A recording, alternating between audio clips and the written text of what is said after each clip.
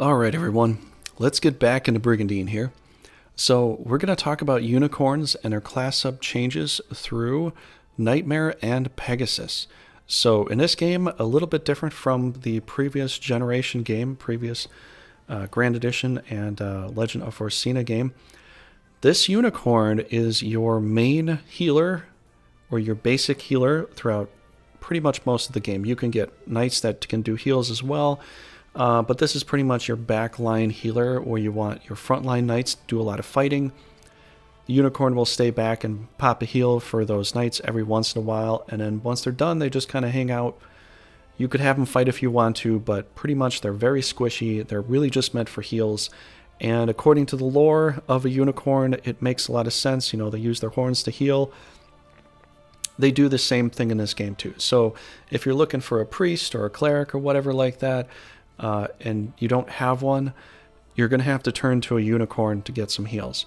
Now, let's look at some stats here.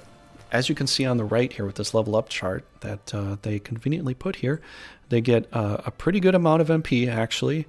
HP does go up to a certain value, which is alright. Intelligence actually goes up pretty good. But agility and strength, not so much. These are not monsters that you really want to go frontline with. Now I know if you watch the gameplay on auto, they'll put Nightmares and Pegasi in front doing some attacks, and it's really a bad idea. Don't take the opinions of the AI too hard. Please don't. Unicorn tank, not best tank. I know I joke about it in some of my videos, but they are not good tanks. Yes, they can heal themselves through damage, but there's just no point. You might as well be using these guys to heal up your dragons and your other heavy frontliners that are going to need the healing because of how much damage they'll be getting, how much damage they'll be taking.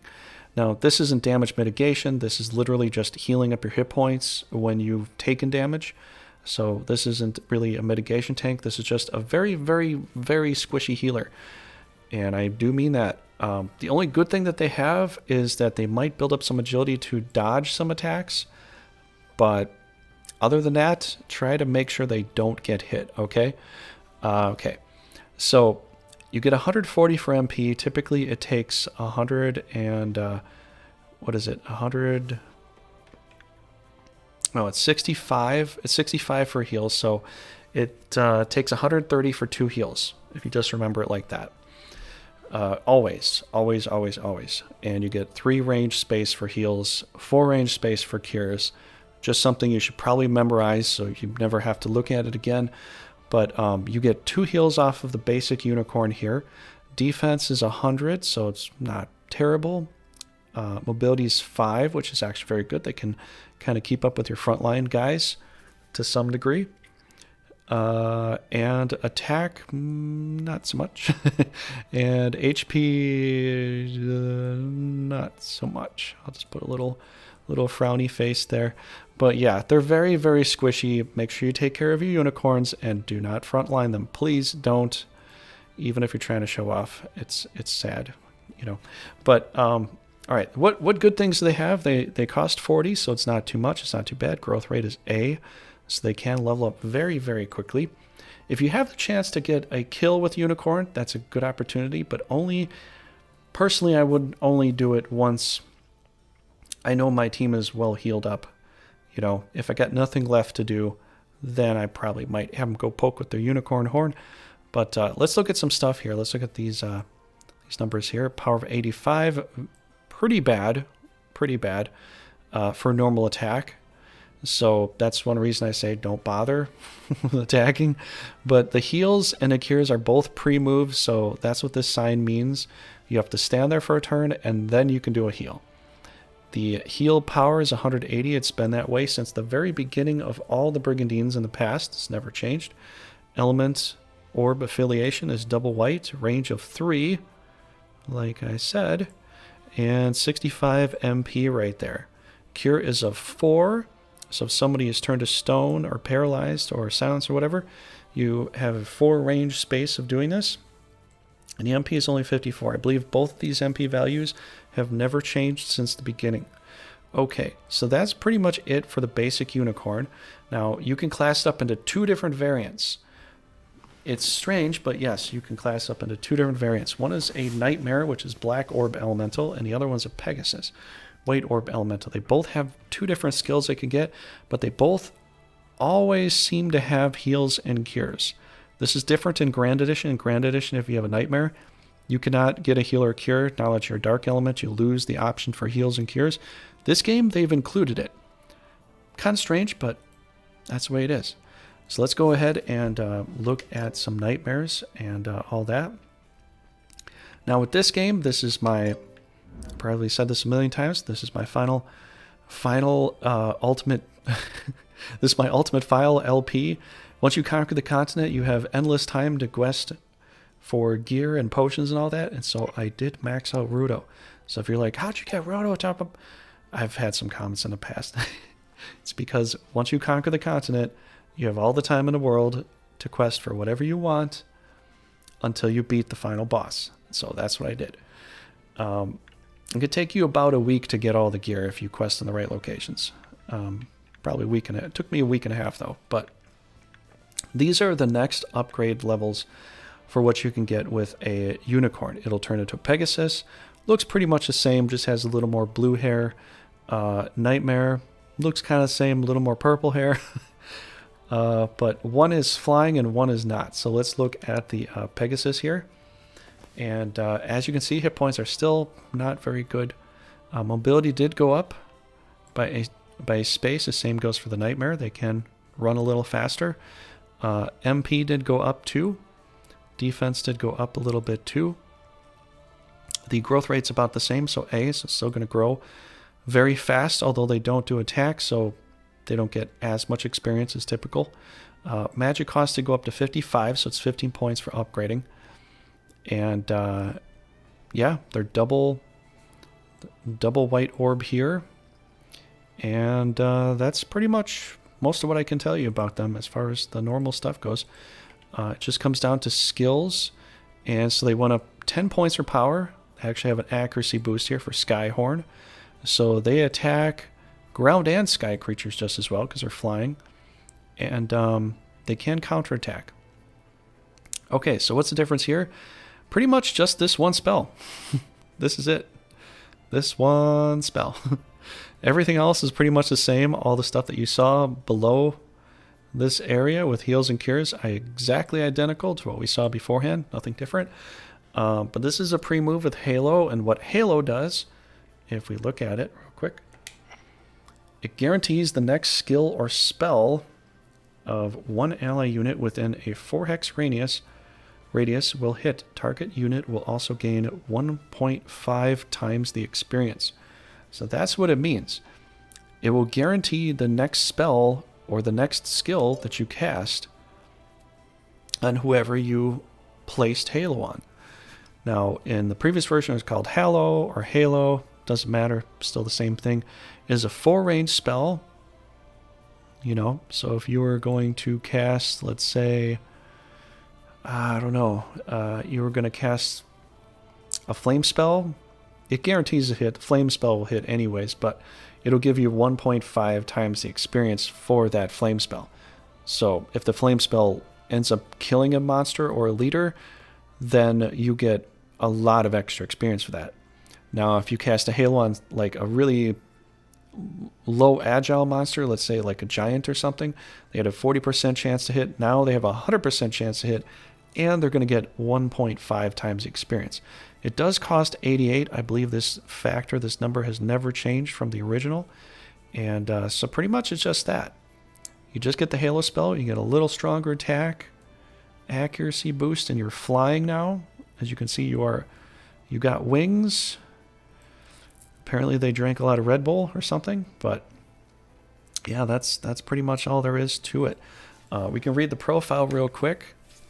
Unicorn's new form following her class change. Her wings allow them to move freely over any terrain. They are capable of using spells such as Halo to increase allies' accuracy and help them grow stronger more quickly. They are weak to black type attacks. Okay, so that is essentially that for the Pegasus. All right, let's look at the Nightmare here. All right, so we are looking at a higher defense. So this defense is now 130. So the Nightmares actually have a little better defense. The same kind of mobility that Pegasi do. And a little bit ace. So this one has maybe some slightly better stats than the Pegasus does. The only difference is its spells and its orb affiliation. Now it's double black or double purple, whatever way you want to call that. And this one also, well, maybe the stats are a little bit different because this is a Mana Miracle. I did forget to call that out, but yeah, this is definitely... I still prefer the Nightmares a little more just because of versatility, but let's look at some skills here. Okay, so Wildhorn, 120 plus 12, black element, right? Now they don't do as well against sky creatures because they are still ground, because they're Nightmares, right? But what's the difference here? Heals and cures, the same thing we've just saw before. They get to keep this. Now, I don't know why they're black elemental, because they have both white and black elementals as far as magic is concerned, but that's the way the developers made it. So that's the way it is. What's the new skills here? What do they get? Magic down and weakness. So weakness here and magic down. One is 3 range, one is 4. And weakness, essentially, if we highlight it and look at it, it will lower the attack and defense of a single enemy unit within a 3 hex radius for 3 turns. Now, in the past, weakness was a gamble spell.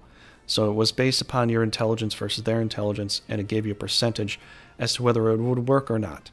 Here, it's a guarantee, but it only lasts for 3 turns, okay? So it's not the whole battle, but 3 turns in a very heavy battle does feel like the whole battle. I'll just say that. It's 70 degrees out, but it feels like it's 80. If I have to, like, kind of make it like that. But that's essentially what it does, and it debuffs them right off the bat. Magic down, reduce the magic power and resistance of a single enemy unit within 4 hex radius for 3 turns. Now what these do, and the reason I use these in battle, and these are very effective, the reason I actually take the Nightmare a little bit more, is because you can weaken Rudo for 3 turns. So if he comes up and tries to clean military rule you, he's effectively weakened and it won't do as much damage. But if I'm going to fight off against a, let's say, a mage of some kind, let's say Mua, and I put magic down on him, his Geno Flame won't hurt that much, or his Exoblast might not hurt as much. It'll still do damage, but it's less. So these are skills that you can use to basically weaken the offense against your team. Now, if they do this to you, there is a spell called Spell Break that Mermaids, Stella, and maybe somebody else, I'm trying to remember who else has this. I think some specialty knights might have this spell, but Mermaids and Stella both have a spell called Spell Break. It'll break any kind of buff or debuff, which will break this. So the only counter to this is Magic Break. You cannot cleanse Magic Down or Weakness. At least I don't think you can. But if you think you can and you can prove it, show me in the comments. Other than that, that's pretty much it for the Nightmare here. Let's go ahead and read the profile and all that. And as you can see, because of the blue stars, we got this blue typing down below. A unicorn's new form following a class change, now aligned with the world of nightmares. Their jet black form reflects their new dark nature. In addition to healing, they can also use spells that weaken the enemy. Their attacks can push enemy units back by 1 hexagon. They are vulnerable to white types. Now it says on the bottom it has a chance of transforming. What it should say is this has transformed into a Mana Miracle form immediately after being summoned. This form contains more mana than usual, giving the monster a pale glow and raising its stats. Now what I forgot to basically tell you, which if you know anything about nightmares in the previous games, is this Wildhorn attack. It's a normal attack, deals moderate damage to a single adjacent enemy unit, pushes the enemy back 1 space if the hex is unoccupied. So if you're going to attack a monster directly next to you, if there's a free space behind that monster, you're actually going to push them back one space into that free space. If the space is occupied by another monster or a leader of any kind, you cannot push them back. But otherwise, this is the one monster. That's the one extra skill. That's the one extra also thing I like a little more about Nightmares, is to be able to push the enemy around. So you can effectively get around and try to chain a leader in a triangular pattern and have the Nightmare come in and push them off the castle. If the enemy's on the castle and they won't budge off the castle, your unicorn attack will effectively push them away from the castle, and then you can stand on that castle yourself. There's not a lot of other monsters that can actually do a kickback. Grapplers, I believe, and champions can actually push you, do a pushback too. But this is the one monster that can actually do a pushback. So that's another reason for having these, is just to play a little bit more tactically in a battle or a fight. And yeah, they can do it. In the previous Grand Edition, they did a back kick. Here they nudge you with your horn, and the horn pushes you back. Personally, I like the back kick better, but yeah, yeah, that's pretty much that. So yeah, this is the 2 evolved things you can get up to when you play the game. Sometimes you want a Pegasus, and if I have to say what technically is better, if you're running with a whole bunch of knights or monsters that you want to class up, or you just want them to hit, then you bring a Pegasus along because it can cast Halo. So let's say you're running with Ginny, or you're running with Hazaroth, or you're running with somebody with very, very low agility. You're just praying to get a hit. Before you do that, cast the Halo. It guarantees the hit, and it'll go up and, you can use their hit on whatever monster leader you want, and it will guarantee your hit. And that's what I would run with. So if you're running with Vikings, which typically have low attack value, or you're running with almost anything with low agility, Pegasus are probably a better call. If you're running with stuff that has high agility and you're up against leaders or something that have very high attack values, Nightmares are good because you can actually weaken them. Or if you're up against something else, you can magic down. I think the Nightmares have a little more versatility, so I typically take them more. But there's times if I'm running with Ginny in my Morelva playthrough, I'll have a Pegasus with him just so he can get that haloed attack versus him just missing half the time, But that's it for this. That's it for this video. I hope you all enjoyed. If you did, please smash a like, help this channel grow, and I will see you in the next guide, or playthrough, or LP, or multiplayer. Definitely check that out too. So have a great day, and take care.